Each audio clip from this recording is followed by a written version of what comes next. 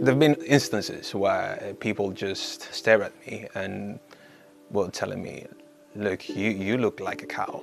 You compare myself as an animal. I'm not as equal as you. My brain went into, okay, Reuben, perhaps they're right and you're not right. For me, living with vitiligo is like someone knocking at your door constantly, reminding you that you're different. I was probably around 3 to 4 years old when my kindergarten teacher discovered that I had a little patch on my elbow.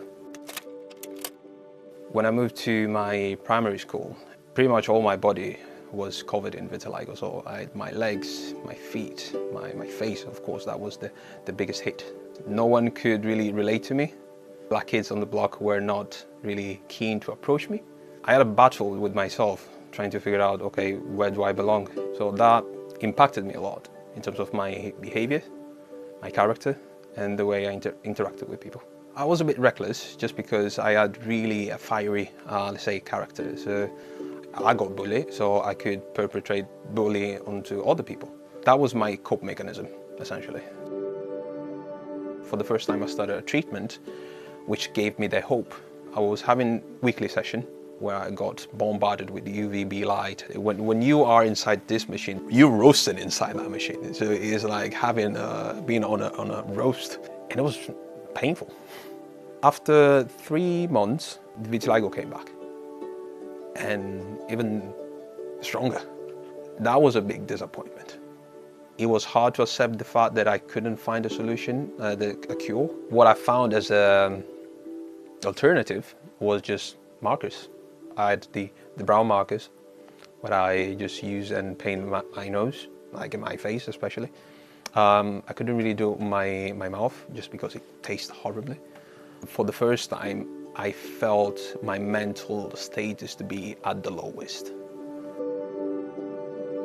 In terms of acceptance, it took a lot. It took a lot. I got noticed by a photographer.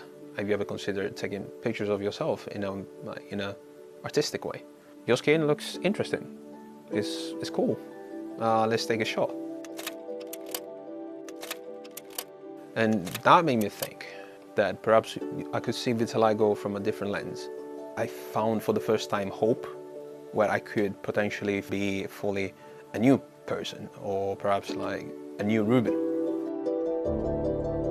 When I was a kid, I didn't really have any role model. So I want to just not only inspire people, but help people. Both my parents, my dad and my mom, are extremely proud.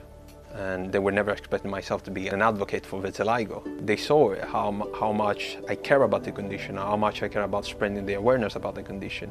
I want to carry that as part of my mission, 100%. I'm doing something that makes people proud.